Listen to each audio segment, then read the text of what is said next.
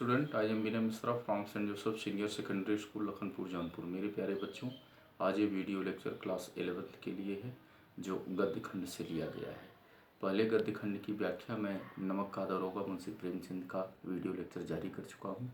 आइए दूसरे गद्य खंड मियाँ नसीरुद्दीन, जिनकी बारे में इस वीडियो लेक्चर के बारे में बताया जाएगा। कृष्णा शोभती द्वारा लिखी यह एक बड़ी ही अनुपम कृति है, जिसमें मुख्य रूप से जो पात्र हैं वो मियाँ नसीरुद्दीन जी हैं।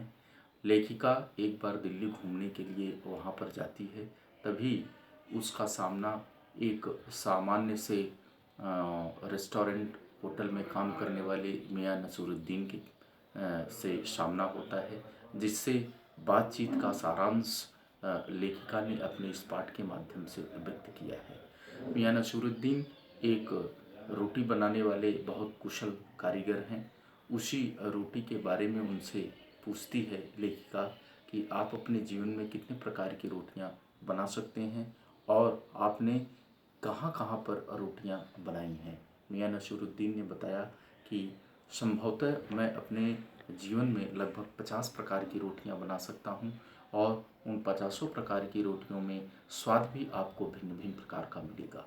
और रोटी बनाने वालों में शाहजादों से लेकर शाही घरों से लेकर के बड़े बड़े राजे महाराजे के दरबारों में मैं ये काम कर चुका हूँ। तो कृष्णा शोभती ने उनसे पूछा तो इसके बदले में आपको काफ़ी पारितोषण और इनाम मिलता रहा होगा।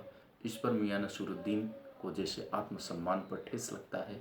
उन्होंने उससे कहा कि मैं अपने काम को ईश्वर की, अल्लाह की इबादत समझ करके करता हूँ और पूरी ईमानदारी के साथ अपना जीवन निर्वाह करने के लिए कटिबद्ध हूँ। मैं कभी भी लालच, मोह और लोगों से सम्मान का केवल भूखा हूँ। जो मुझे प्रेम से जहाँ भी आमंत्रित करता है मैं वहाँ पर चला जाता हूँ।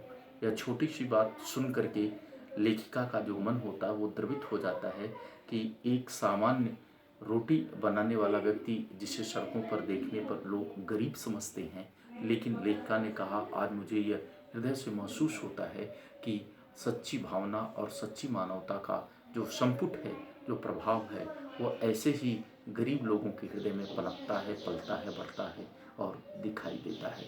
यहीं पर आकर के पाठ का सारांश पूर्ण हो जाता है। लेखिका ने इस पूरे पाठ के माध्यम से समाज को, हम सारे लोगों को यह संदेश देना चाहती है कि कोई भी कार्य व्यक्ति के जीवन में छोटा नहीं होता और किसी भी कार्य का महत्व समाज के लिए कम नहीं होता है।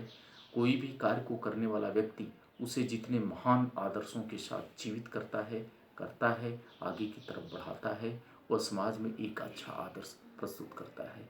आशा है कि इससे आप अपने इस पाठ को समझने में काफ़ी सहयोग मिला होगा और आगे की एक्सरसाइज को करने में यह वीडियो लेक्चर काफ़ी मददगार साबित होगा। धन्यवाद।